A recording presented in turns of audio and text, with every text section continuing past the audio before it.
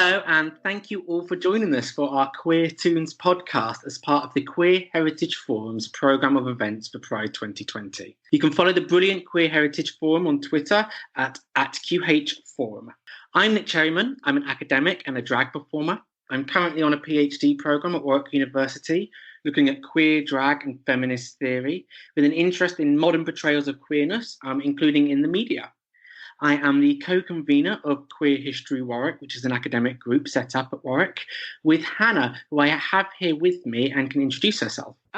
So my name's Hannah Ayres. I'm a PhD student at the University of Warwick. I research queer representation in museums and how queer individuals create, critique, and internalise these representations. And I'm also the convener of Queer History Warwick. Brilliant. And we have Jaime Sargent as well. Jaime, would you like to introduce yourself? I'm Jaime. I'm a technician at Staffordshire University in esports broadcasting.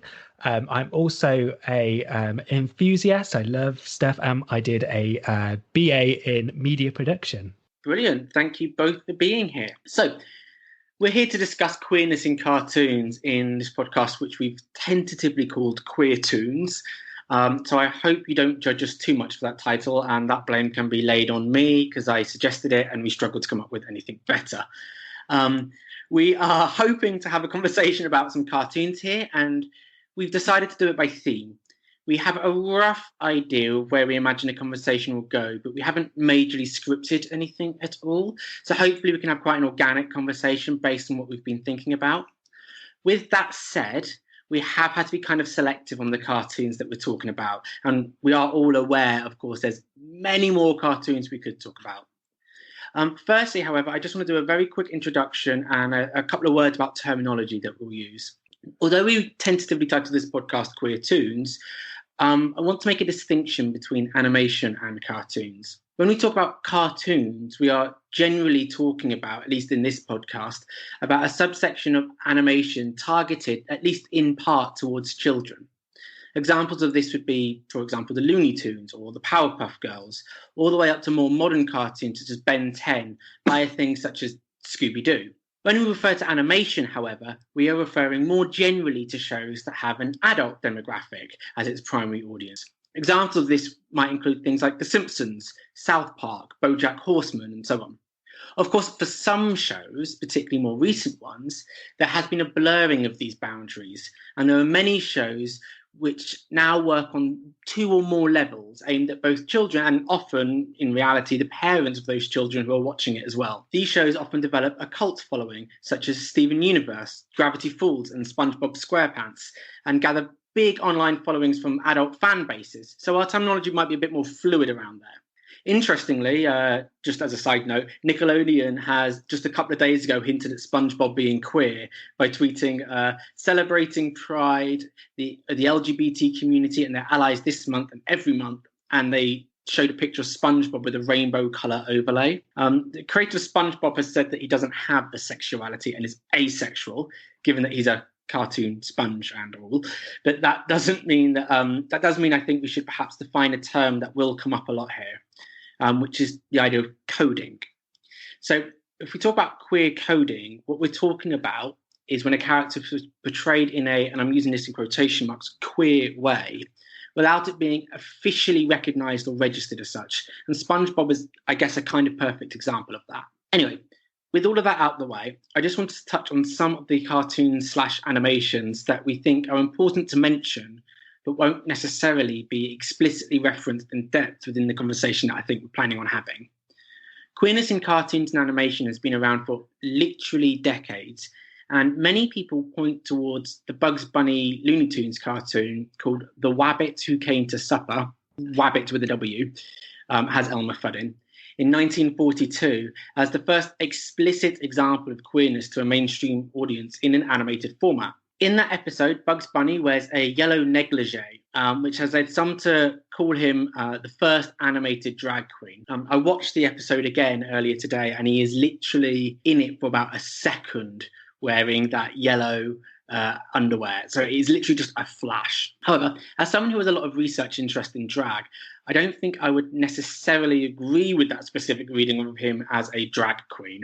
But I think the point remains this shows how long queerness has been explored in cartoons and animation. Other cartoons that have raised queer themes involve shows like Scooby-Doo, where the character as Velma has been read as coded as a lesbian character, all the way through to things such as He-Man, which has been read by some theorists as a metaphor for a closeted man embracing a very particular sort of masculine homosexuality, showing when Prince Adam adopts his He-Man persona.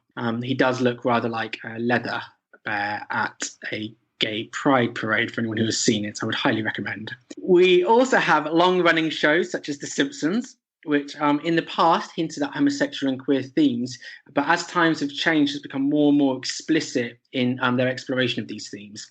And these can be seen through the examples of Waylon Smithers, who originally acts as a closeted character in love with his boss, Mr. Burns, to a character who is explicitly gay or bisexual, or pansexual, I guess, but has had relationships with men. And another example would be the character of Patty Bouvier, Marge Simpson's sister, who comes out as a lesbian. There's also a couple of episodes as well when Homer interacts with various homosexual characters, often men, and struggles to come to terms with them, particularly regarding his fears that his son Bart will turn out as gay. I think these themes are most noticeable, though, when we return to the ideas of shows that work on two or more levels. As I said, these tend to be a more recent development over the longer history of mainstream cartoons and animations, and the potential for queer themes to be explored have increased as these shows have become more popular. There's also been an increase in shows run and produced and written by more queer people, which have naturally introduced more queer elements into the shows themselves, such as Rebecca Sugar, who created and produced the Steven Universe cartoon, which we will talk about hopefully later on. There are also shows as well which, although not necessarily explicitly run by people who are out as queer, reflect social trends that have become more mainstream. For example, would be the character of Bimo in Adventure Time, who throughout the series goes through he, she, they, and every other variant possible going, and is sort of maintained as this figure entirely genderless or very gender fluid, perhaps. However, I do appreciate that most of what I'm referencing here is Western animation, and there has, I would argue, been a slightly longer tradition of explicit queerness in cartoons and manga, particularly through the genre of boy love or yaoi in Japanese animation. An example of that would be Ouran High School Host Club, which was both a manga and an anime series and was extremely popular. We won't talk about that genre in any depth, as it's been quite controversial in terms of topics of discussion, and the genre often delves into quite pornographic themes. But we will look briefly at an example in anime, at least, that we found interesting later on. Finally, I just wanted to point out, because I don't think I can't not mention it, the first explicitly queer character in animation in recent times from a mainstream perspective in film. And that's in the film Paranorman, released in 2012, which made waves when one of the characters subverted the very masculine, sporty love interest trope with a quick comment towards the end to a female character who had been obsessing over him throughout the film and was the butt of many jokes, that he was in fact gay and had a boyfriend, and they would love to watch chick flicks with her. There is, of course, much more that I could talk about, but as I've said, we only have a short amount of time to cover quite a lot. We hope that the examples that we've pulled out and talk about can provide a useful lens for you to take away and sort of look at the other shows that you might have come across and explore how they've been queried or contain queer themes. One of the things that has come up in the research, and what I mentioned earlier, is this engagement with queer themes on a much more explicit level. And this idea of shows being coded or, and again, quotes, disguised in queerness. This has led many fans of quite popular shows to start taking the portrayal of characters in the shows in different ways. And I think actually this brings us quite nicely onto the first topic of conversation we wanted to have. And that was the idea of canon and headcanon. And in particular, we wanted to talk about this in relation to Adventure Time. So I'm going to sort of say, Jamie, do you want to maybe talk about this idea of canon and headcanon and what that means? Yeah, so I think throughout the kind of history of media, there's always been this idea of canon. So what the author makes is what it actually means. So if a character is explicitly said is gay, then that means that they're gay. But I think as as things have progressed and people have a better understanding of the medium, they can kind of pick things out, and as a group, especially with the internet and places like Tumblr and places like Instagram, they can kind of make these headcanons where everyone is coming up with their own take on the characters and what that means to them. So headcanon is something that I think is quite contentious, especially in writers' rooms and things like that. And a lot of writers will very deliberately not listen to people's headcanon. But I don't think that delegitimizes people's experiences and how they come to relate to these characters. Brilliant. I think that's really good summary there, actually. Hannah, did you want to maybe talk about, I think you mentioned when we sort of discussed it earlier very briefly, the idea, particularly in relation to Adventure Time. I think you pulled up a couple of examples from that, which would be worth discussing. Yeah, so the specific example I wanted to talk about was Princess Bubblegum and Marceline. So these two characters in the very last episode, I think it's in like the very last couple of minutes, kiss on screen. And actually, there'd been a lot of fan art and a lot of stuff leading up to this kiss, because a lot of people, basically, they felt that a lot of fans felt that they were a queer couple and it wasn't being confirmed on screen, essentially. So I found an interview with the executive producer and showrunner Adam Muto, who said that the kiss was not originally scripted in. Quote, there was some conversation about logistics, but it was really up to Hannah K. Nestromoth, the storyboard artist who got that scene, to decide what her take on it was going to be. It actually wasn't in the outline when it was submitted. It didn't say that they kiss. It just said that they have a moment. When Hannah boarded that, there was a little note in the margin that said, "Come on," with a big exclamation point. That was the only note. I can't argue with that. End quote. So I think we're going to talk more about it later, but Muto went on to say that they couldn't have done this without former writer and Steven Universe creator Rebecca Sugar had she not laid down the groundwork for this to happen. So we can talk more about canonization, but I actually think there were hints throughout the show. I don't think people were basing this ship on nothing. You know, sometimes that happens, but I think there was real big hints. So perhaps this is also me being retrospective or unable to read through any other lens than queer. But you have the episode What Was Missing, in which Marceline sings to Princess Bubblegum the song I'm Just Your Problem. The song has lines like, quote, "I'm going to drink the red from your pretty pink face," end quote. So, I mean, that's less than subtle to me. Also, the way that we find out as an audience that Bubblegum's first name is Bonnabelle is because Marceline's actually the one that says it, implying the closeness between them. There's also been more subtle hints throughout, such as an instance in which you see Princess Bubblegum wearing Marceline's shirt as pajamas, and she also explicitly makes reference to it. There's more that I could bring up here, but these were some of the earlier examples. Potentially, you could argue this was queer baiting, but that's my thoughts on it right now. Cool. So just to clarify, I think that's really interesting, actually. Just to clarify, when we're talking about queer baiting as a term, we're talking about when creators and writers deliberately do this coding without explicit referencing, to try and often draw in queer audiences to watch and engage with the show.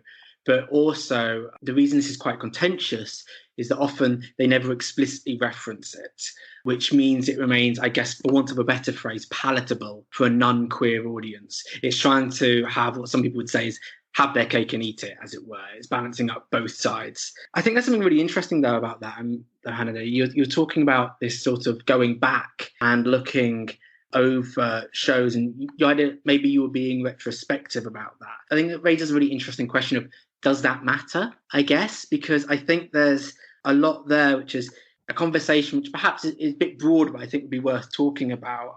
I'd be interested to hear what Jaime has to say about this, actually, is the idea that once art is made and released, is it fair or unfair to sort of queer, I guess, the original meaning and make of it what we will, regardless of the creator's intentions? So Jaime, you've obviously worked in creating stuff before, and you work in a more production side of things. So what are your thoughts on that, do you reckon?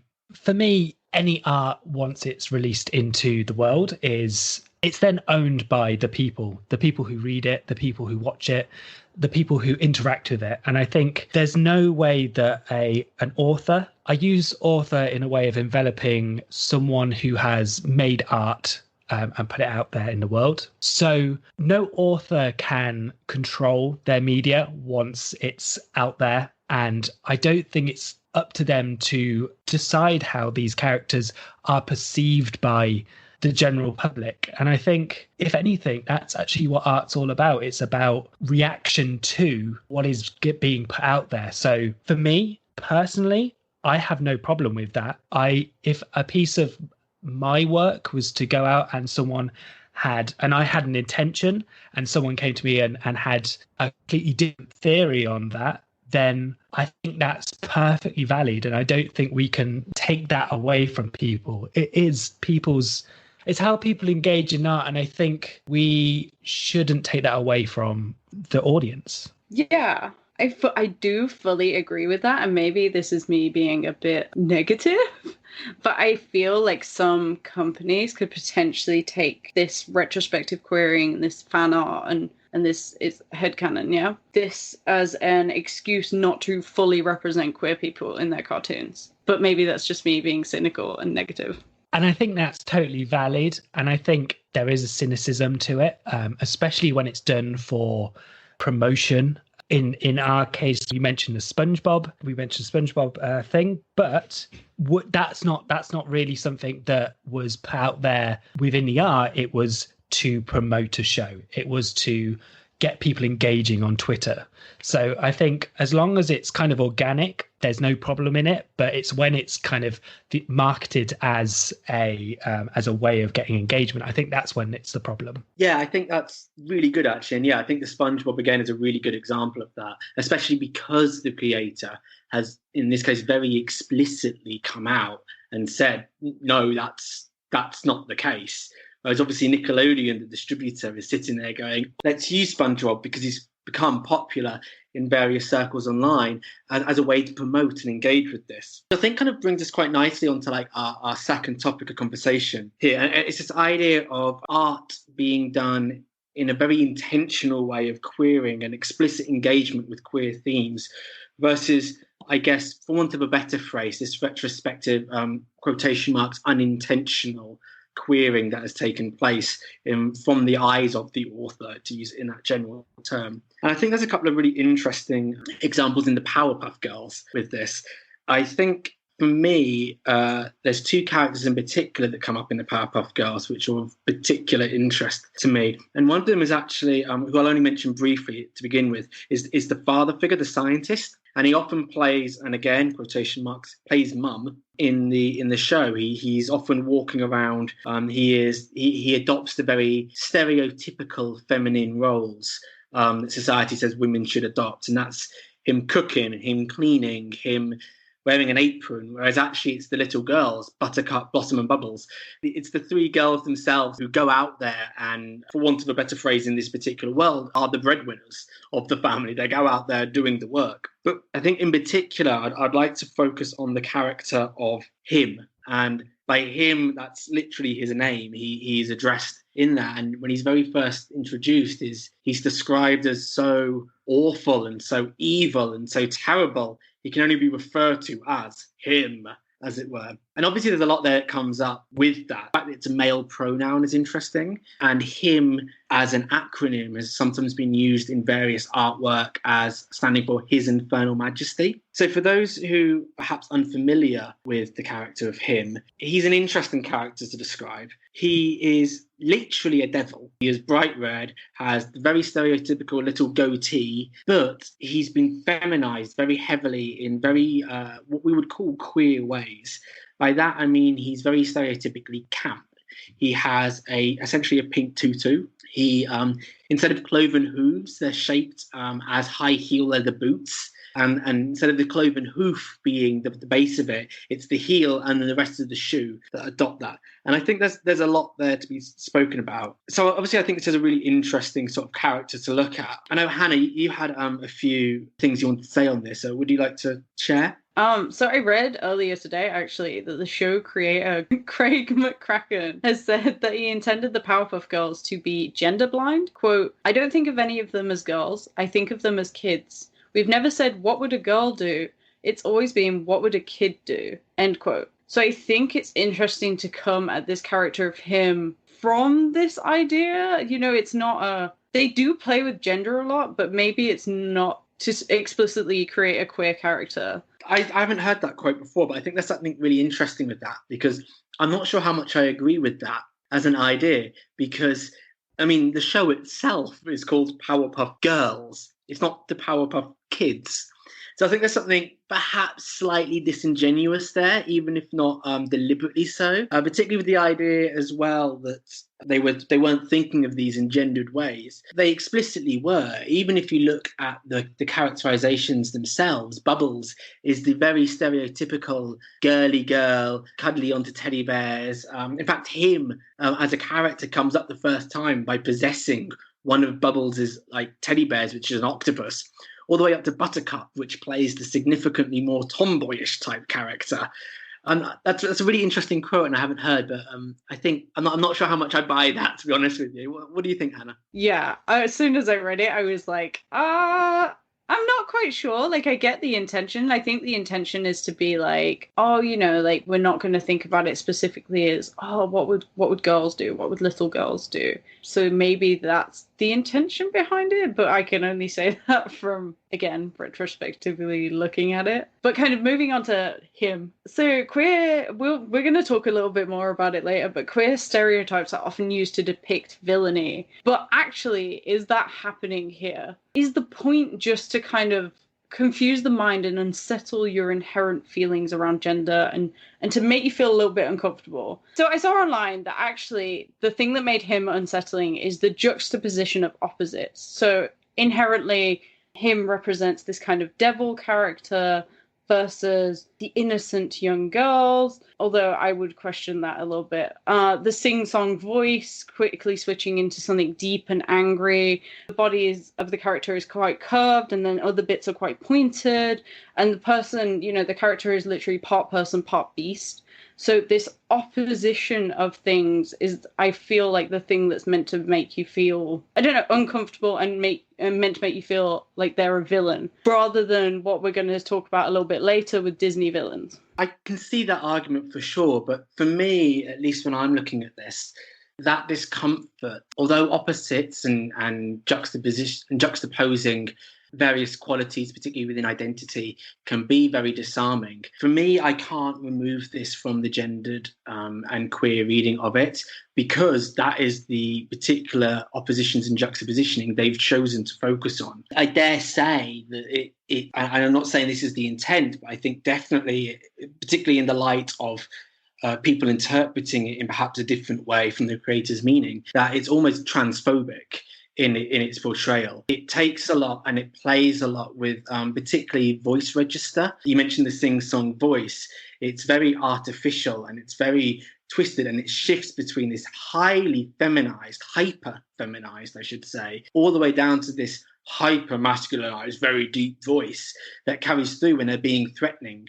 And there's, again, this idea as well, particularly it playing off this, and again, I don't know if this was intentional or not, but there's this idea of trans women as perverse. To make it very clear here, the very inaccurate stereotype of that, particularly because we are talking about little girls here. And it plays a lot on that sort of fear that was taking place, and even to this day takes place, of the idea of, in this particular example, trans women in changing rooms or bathrooms or in women-only spaces. And I think a lot of the unsettling feelings that him creates builds on that particular framework and that particular lens and expectation of what a trans body should and is, rather than actually grasp with reality of what a trans body particularly is.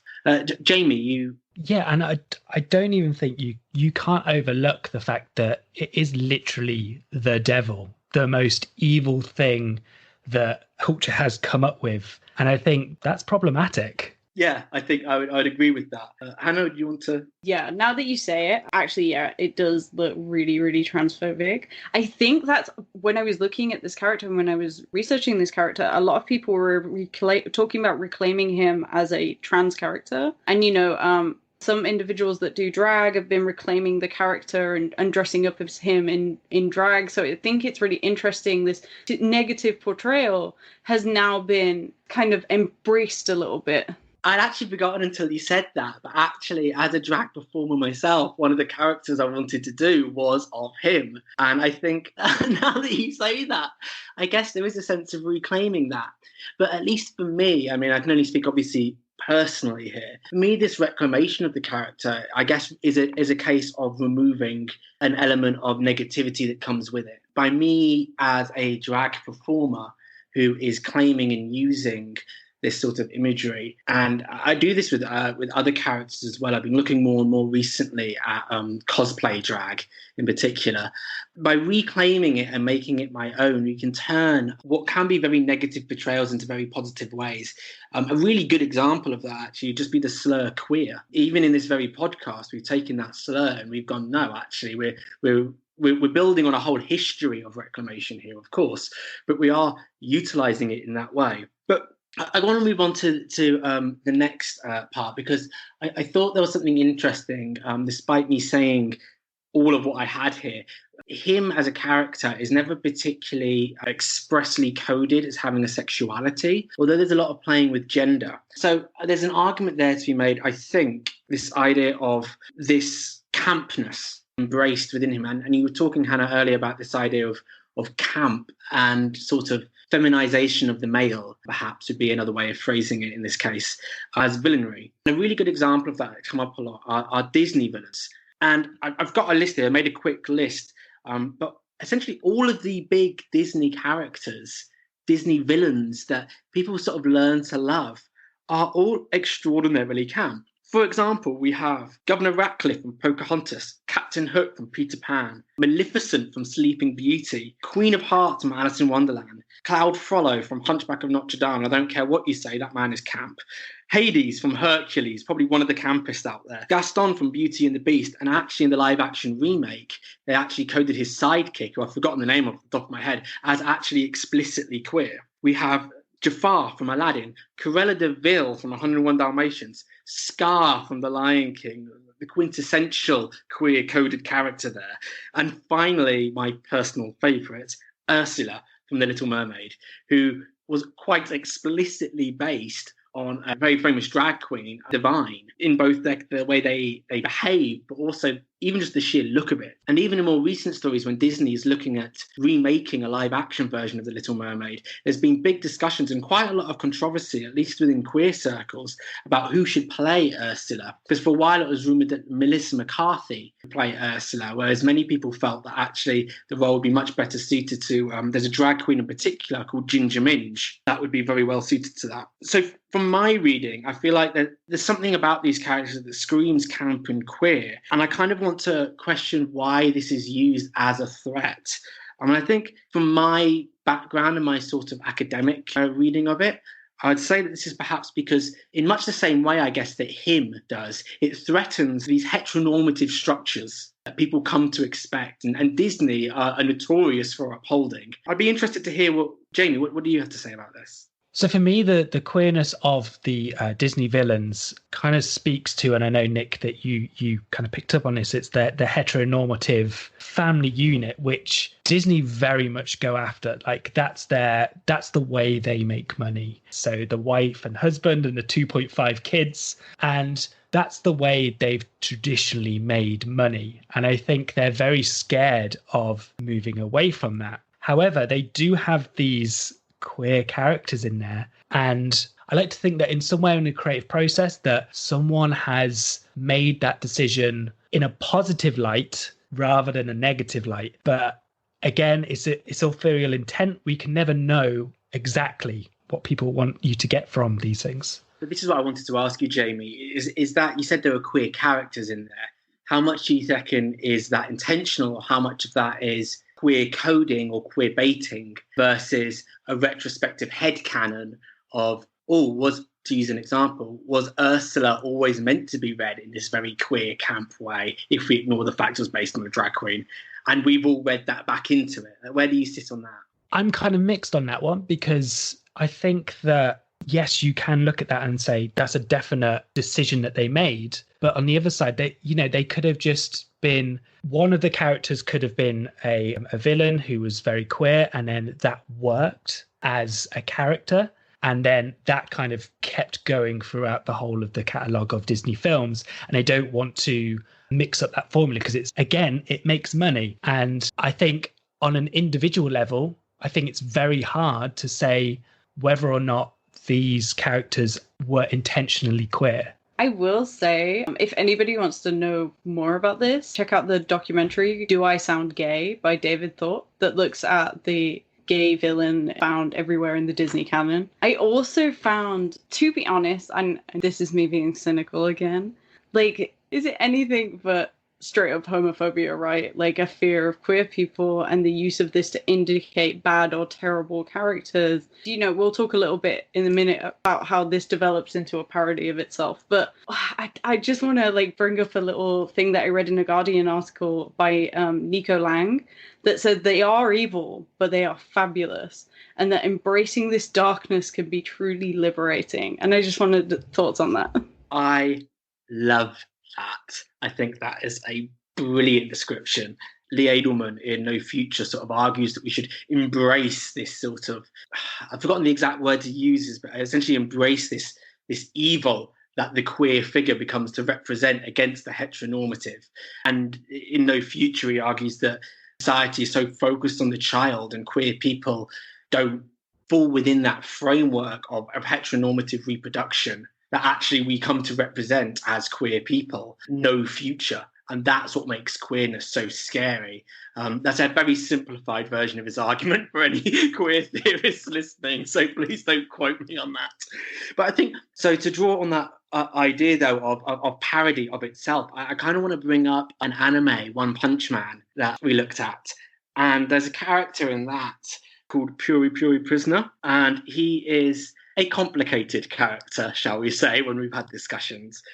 I think the phrase straight up homophobic that Hannah used there would not particularly go amiss on Puri Puri Prisoner. He is, for those that aren't aware, he plays the character in here of a superhero, and I think he's meant to be 17th best superhero in the world. He's one of the top superheroes, so he's undeniably in this world, this diegetic world of One Punch Man, a force for good. However, he's a straight up homophobic stereotype, and his portrayal plays on a lot of pretty awful stereotypes of gay men in particular. So the character himself is in prison for 1,000 years because he, I believe the quote is, couldn't keep his hands off men. And there's a lot of jokes about this gayness within prison and a lot of recurring homosexual digs and jibes about that. Jamie, what did you want to say about this? Yeah, I think, what's his name? Puyo Puyo? Puri Puri Prisoner. I believe means it's a description of something firm and soft at the same time. An example being like a shrimp, I think, like a freshly cooked shrimp. So Puri Puri Prisoner, I think he's only in it for all of 5 minutes, I think, which is a ridiculously short amount of time to introduce the character. So it very much leans on these stereotypes. But what I find most disheartening about it is that out of all of the examples that we're going to be talking about today, it is the most explicit that he is homosexual. And I think that's a really sad fact. I think for it to be almost a punchline, it's upsetting. Yeah, I would agree. And he is explicitly homosexual in that. One of his first few lines he says, he kind of does the very stereotypical superhero hulking out and the top rips as the muscles burst and so on. And his only comment in relation to that is, "Oh, you made me ruin my jumper my boyfriend knitted for me." And again, this whole idea of this embracing and becoming this powerful being is then muted by this jab to the character that actually he's this vain individual that is only concerned about clothes. And I think there's, just to build on that, this idea that I agree, I think he is probably, at least for me personally, one of the most problematic out of all of the people we discuss here. But again, there's this idea that he fights for good. And when I first watched it, I remember being simultaneously horrified by this portrayal of the character. And he does come back later on, I think, in the later seasons, but not in any way quite as explicit or as engaged as he does, perhaps at least in the first bit that we see him. But he fights, and he has, I think this is a helpful contrast, he fights and his superhero power involves literally growing angel wings. So if you want to compare him to him from Powerpuff Girls, we have a very angel and devil sort of double-edged sword here, embracing queerness. And I think that really complicates the way that we as an audience sort of embrace that.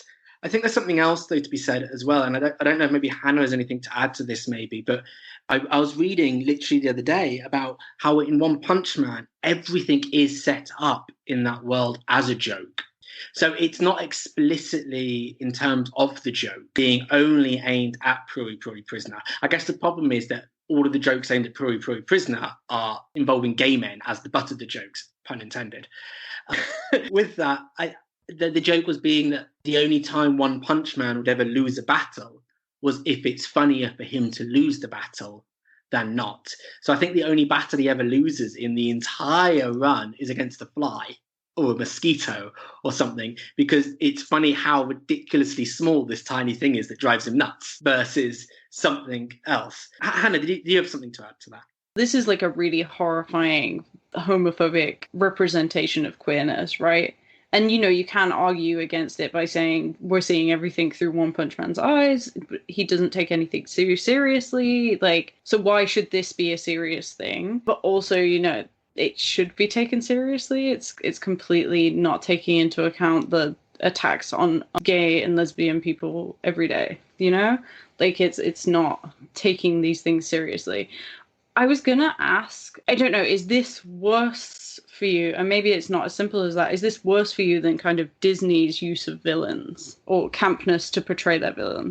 Yes, it probably is worse for me. Only because in this particular case, he is so over the top in his sort of depiction that I find that really problematic. So I think, yes, in that case it is because it is so negatively stereotyped and it builds on so many queer tropes, which I think in the past have been used for deeply harmful reasons. Whereas, and to build on, I think, as Jamie said, he is explicitly homosexual, whereas I think a lot of the other characters in Disney are camp. That's much more of a queer coding rather than a queer portrayal. Jamie, have you got anything to say? This doesn't take away from the fact that it's a terrible portrayal, and I think that it is deeply problematic. But within the world of One Punch Man, everything is very heightened. It's the most cartoon of cartoon that you could get. And it's all about taking away from reality. And that doesn't take away from the fact that these stereotypes are incredibly damaging. But I think there is a argument that because it is so far away from reality and it's not supposed to be a comment on reality. It's not supposed to be a comment on society, that, again, I want to hesitate to say that it doesn't make it good. It just doesn't. But it's one of those things where I think that might have been the intention of the creator. Again, gonna say you can't know the creator's intention, but how I read into that is that it wasn't necessarily done out of malice. It might have been done more out of ignorance. I mean, I'm not sure if I agree with that as a view personally, but I think there's a case there to be made on this heightened sort of sense of reality and caricature that takes place. Which I think, actually, just to move on, I think links really nicely to the next cartoon we were going to touch on. And I think this is definitely more Hannah and Jamie's wheelhouse than mine here. So I might leave them to sort of talk more than me. And I know they're both big fans of this. It brings us nicely to the idea of Bojack Horseman. there's a lot in there, I think, that we can talk about in regards to where it's being aired, how it's being created. There's something interesting there about the reality of the world that I think is up for discussion.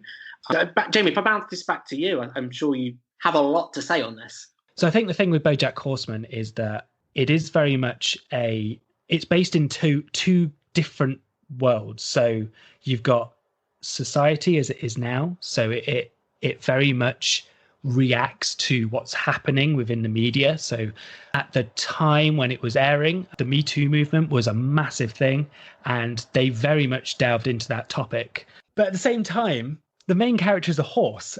This world is very reality adjacent. So you've got relationships happening between animals and humans, and nobody blinks an eyelid at that. And I think that's incredible. And I think that's a freedom that animation allows you to do. And Bojack Horseman uses that to full advantage. I think it can take these ideas that are very raw within our culture and what is being talked about, and it can transpose those onto things that maybe take out the sting a little bit. It's a little bit more palatable for an audience. It's not taking away from the message. It's just packaging it in a way that's very accessible. I particularly like Bojack Horseman. It's really intense. It's really intense at parts. It's really stressful to watch. It's quite, there was one season in. Am I allowed to do spoilers? I think this is a spoiler warning. Spoiler warning. Go for it. Go. One of the seasons ends with Bojack running away, or looking to run away. The implied message is that he's about to run away and live as a wild horse. That really hit me really hard. I know it's so stupid because it's a horse, but that really, I couldn't watch the next two seasons for ages. It was really tough. But then I actually like Bojack Horseman because there's silly little moments that actually shock you, which is weird because you start to view these people as people, not as animals. There's little jokes where birds will fly away, and chameleons. There's one where so the chameleon's trying to get his car valet, but no one can see him. And so it's little things like this. So there's really intense stuff. And this stuff I'm talking about, these little they're background jokes, right? They're little things. So the whale, you can't see, he talks with his neck up because that's how, I don't know, that's how a whale would sit. So it's these silly little things that offset against this really tough stuff. Yeah. I think just to jump in quickly, I mean, I have seen some of Bojack Horseman, nothing compared to you guys. You guys have proper binge watched it. I would agree. I think one of the episodes I've seen, I've forgotten which season and even what it's called, but it's one when Bojack is struggling in particular with depression. He keeps repeating this phrase to himself, "I'm a stupid piece of shit."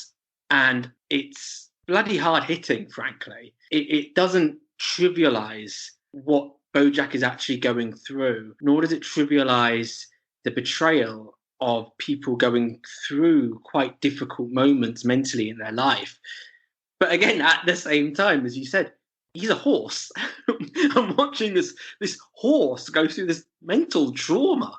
And there's something there, I think, as well, where I don't know if maybe taking the sting out of it is perhaps how I would describe it.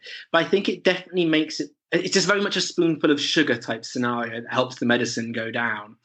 It's something else that sort of makes you able to take it and then realize how horrible it is, rather than actually just mask over the horror to begin with of these particularly hard-hitting issues. One in particular, the topic that came up as well, just as an example of this, I think is, I believe it's his manager that gets ousted once he comes out as gay, which is quite difficult to look at. And it doesn't give you the cartoon or animation fairy tale ending. The guy just ousted out of Hollywood for being gay, which is something that very realistically happens. And I remember this conversation taking place whilst there's this sort of, as you said, in this background joke in the agent's office, where it's a picture of Bojack Horseman laid out like some sort of beefcake on a beach somewhere, like he's from boat. And I'm like, it's a horse with a six-pack just lying down on this beach. And it's both this mixture of painful reality and deep absurdity that sort of makes it this reality adjacent. I think that's the great thing about Bojack Horseman, is that it can, and I like what you said about the spoonful of sugar. So one of the characters, Todd, comes to the realization that he is asexual, and he starts discovering this and discovering the community and all that sort of stuff. But it doesn't take away from the absurdity that is Todd's character. It's almost like it's this very serious thing, but then Todd's going off and becoming CEO of this time website where he takes over it and makes a robot and all this sort of stuff. And that's great, because I think life kind of has a way of these very hard hitting things happen to you, but then you can have these moments of pure joy within that. And I think that's what Bojack Horseman does so successfully. Yeah, speaking about Todd, I want to say that actually, in terms of like asexual representation, Todd is a fully formed character, right? It's not a quick mention. It's not a side character. Todd is a fully formed character. This coming to terms with his own sexuality is really an integral storyline. It's dealt with quite nicely. He also, when he becomes kind of comfortable with himself, he gains kind of a new self-respect for himself and starts saying no to Bojack and is not willing to be used anymore. And I think that's really nice. I think that's really important, though, actually, I think to mention. And I think, although, again, I can say that I haven't necessarily watched that full storyline, I think there is something to be said there about it not being just an add-on or a tokenistic portrayal of diversity. We need X blank character, therefore we will make this random character there. This is a fully formed character. He's definitely up there with one of the lead characters in the series if we're doing that. Jaime, did you have something to add? One of his defining storylines and his characterization is from this asexuality. And I think that's really refreshing to see. And I think the reason they can do this is because they're on a platform like Netflix. So I think traditional TV has to have ad money. It has to have advertising, and advertisers will stipulate certain things. And the major broadcasters, both in the US and UK, have traditionally been very conservative in their viewpoints because that's what the advertisers want. And okay, you can kind of go away with that. So like example is Channel 4 in the UK, kind of they are the public broadcaster that allows these voices to be heard. But the majority of networks don't do that.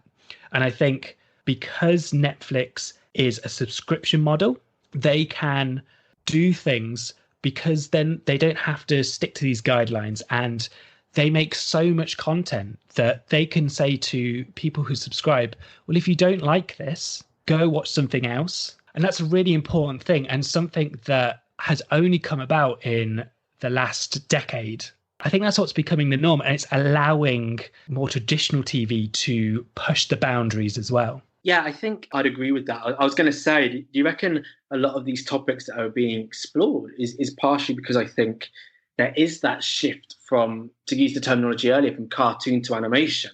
We're getting a much, well, traditionally, obviously, animation has been viewed as for children, as it were. Whereas now I think we're moving into spheres and platforms, particularly Netflix being one of those examples, where it allows people to engage with more adult themes and more complex themes in ways which Disney, for example, just does not engage with in the same way. I think then this idea that it's this animation that is particularly moving into different sort of demographics and platforms allows this sort of shift from the Bugs Bunny shows from the 1940s to the shows that we've got now.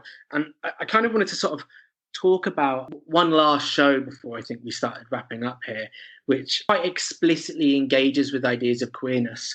And I mentioned in the introduction, Steven Universe. And I wanted to maybe perhaps build on this. I think you could phrase that as reality adjacent, Jamie. It's this brilliant description of kind of both representative but almost absurd enough to not actually be part of it at the same time. It's this sort of brilliant double level that we're working on. But Steven Universe in particular, which I'm a big fan of personally, I think there's something really interesting in this, in exploring themes of queerness, because for many of the characters in Steven Universe, they are literally not human, which gives, for want of a better phrase, and I don't like this phrase, but it gives, I guess, a sense of plausible deniability that they're talking about issues, people who don't want to engage with these issues, whilst at the same time allowing people who want to sort of engage and sort of relate to these characters a very real connection in a way that they're able to build on and develop on these storylines. So I just wanted to just point out a couple of little bits as examples where Steven Universe has really explicitly engaged with queerness. I think one of them is the fact that all the gems themselves, which are these otherworldly characters, are nearly, I believe, exclusively portrayed as female, or they choose to present themselves as female. And they sort of adapt this middle ground where one of the writers was saying that they are both agender, because they are literally the embodiment of these gems like amethyst and garnet and pearl, but choose to present themselves as feminine, which again allows this plausible deniability that when the gems form relationships with each other, you can read it as both a perfectly canonized version of lesbianism in this particular example, whilst at the same time giving people the opportunity to go, but no, they're not even humans at all. What are you talking about? And I think some people might have maybe a problem with that reading, because I'm sort of I'm giving people a way out if they don't want to engage with this. But instead, to sort of perhaps fight against that telling, I think Stevonnie as a character is super interesting. And that's when Stephen and his best friend, Connie, who I think it is worth noting is both a person of colour and female, whereas Stephen is white and male and half human, when they bond together, they blur into a single character called Stevonnie, who is both gender fluid, this sort of has this fluidity in the portrayal of their race, which I think is particularly important. Their age is blurred together, and they become this weird mixing through their names, Stephen and Connie Stevonnie, and they go by they, them pronouns. And there's this beautiful sort of portrayal that they are this very positive, and I think this is really important, a very positive portrayal of gender fluidity and arguably either bi or pansexuality as well. There's one scene when Stevonnie goes into the donut shop and both the male and female worker there are clearly utterly attracted to Stevonnie in a way where they both sort of, they lose speech. They're literally dumbstruck by how beautiful and incredible this character is. So I think there's a lot there going on in Steven Universe. And again, Rebecca Sugar, the creator, identifies as, I believe, queer and I believe non-binary, and has fought very heavily for certain portrayals to take place. Hannah, I know you had something to mention about this sort of portrayal of various events in the show. So yeah, in 2018, Steven Universe aired one of the first cartoon same-sex wedding scenes in the episode Reunited. I think it's really interesting as well, the idea that, you know, Rebecca Sugar talked about having to fight for this same-sex scene to occur, and in some countries it was actually censored. And I think that's really interesting, because going back to what you were saying, Nick, about these aren't actual people, they're gems. So the issues around same-sex marriage are quite interesting.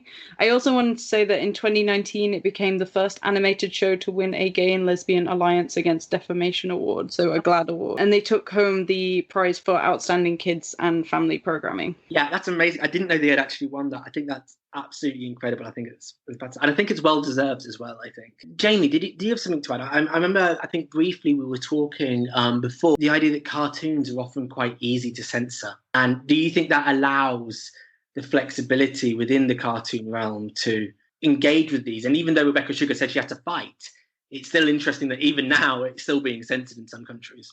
Animation definitely allows you to replace things and take things out and censor, which is great because you get character portrayals that are that kind of aren't the normative. But at the same time, I do think it's a bit problematic that currently you have to fight to get these portrayals in. And I think, especially in Steven Universe, where it is such a joyful show and it's so open and welcoming, and the titular character is this person who just welcomes everyone in.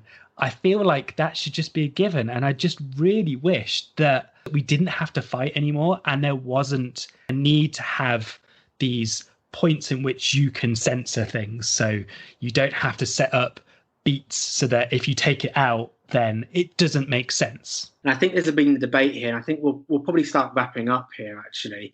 When we were just sort of discussing what kind of cartoons we were going to bring in and talk about this, when we were discussing Steven Universe, I was having a particularly bad day, I think, and I took quite a negative and sort of pessimistic portrayal of the sort of utopia that I think Steven Universe is fighting to portray. It does often fight to portray this particular joyfulness throughout.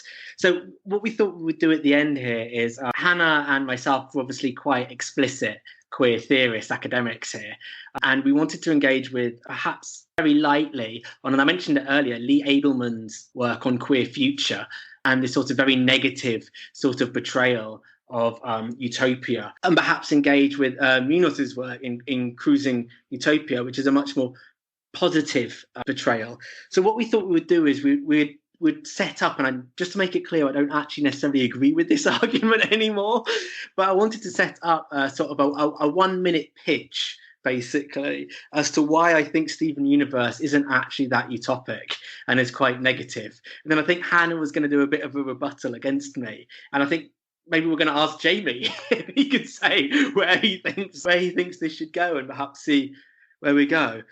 So for me, I wanted to talk about Steven Universe as not particularly utopic. And one of the reasons for that is this idea that there's a lot of trauma that exists within the show itself.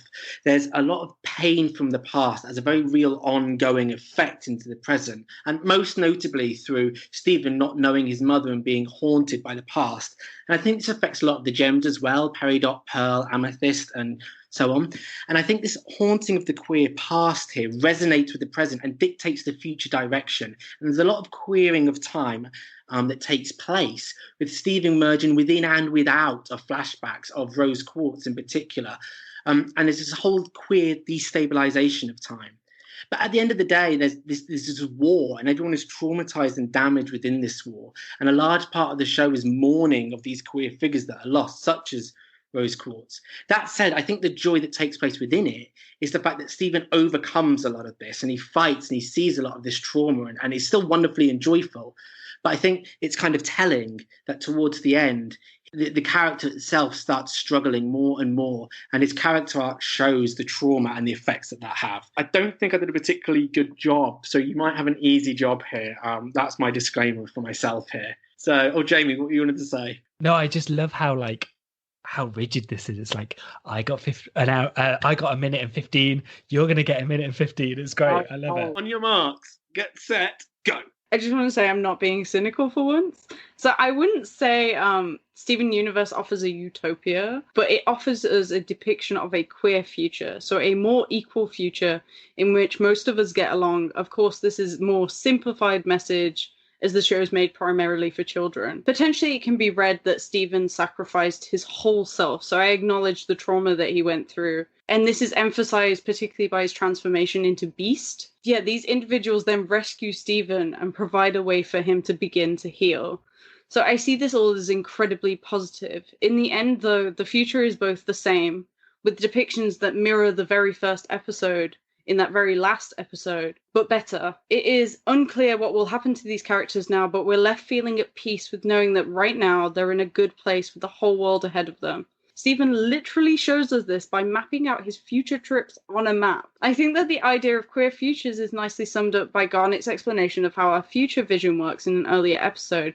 Quote, "No one can see the future. I can see options and trajectories. Time is like a river that splits into creeks or pools or lakes, or careens down waterfalls. I have the map and I steer the ship." End quote. This idea that we control where we're going nicely fits with the idea that Steven Universe has had to carve out its own queer history that hopefully will allow for future depictions of queerness. Brilliant. I think there's something good there. I feel like I need to respond very quickly just because she got that little bit of extra time.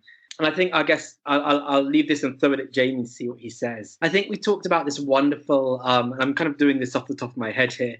I think we talked about this wonderful sort of potential that cartoons can give us. So I guess my question for you is, if we're talking about this sort of queer trauma that characters have, why did she have to portray it as a queer character, or a character that is in a queer scenario that has to go through the trauma? Why couldn't it have been a non-queer character that showed a better future for everyone, rather than specifically a queer trauma that takes place. We'll leave it there, I think. Jaime, have you got anything to feed back on that, or was this a battle you're not particularly keen to even sort of wade into? No, I mean, I agree that I think that there's no such thing as a utopia, and that's kind of unobtainable. But at the same time, I do see Hannah's point of the fact that it is a much more positive future, and I don't think that the trauma takes away from that, because I think it's the moments of trauma that then open up discussions, and people can kind of become much more open. And I think for me, Steven Universe is doing an amazing job at showing how people can stand on each other's shoulders.